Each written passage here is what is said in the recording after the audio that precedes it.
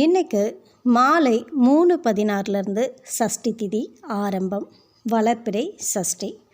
இந்த சஷ்டி திதியில் நாம் முருகப்பெருமானை வழிபாடு செய்வோம். நம்ம என்ன வேண்டி இந்த வேண்டுதல் வைக்கிறோமோ அது நிச்சயமாக நிறைவேறும்.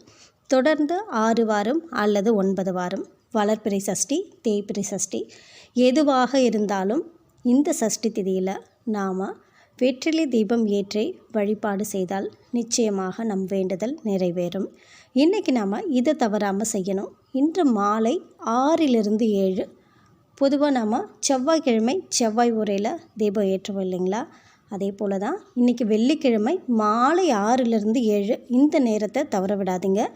இந்த நேரத்தில் நீங்கள் வெற்றிலை தீபம் ஏற்றி முருகப்பெருமானை வழிபாடு செய்தால் நீங்கள் வேண்டிய வேண்டுதல் நிச்சயமாக நிறைவேறும்.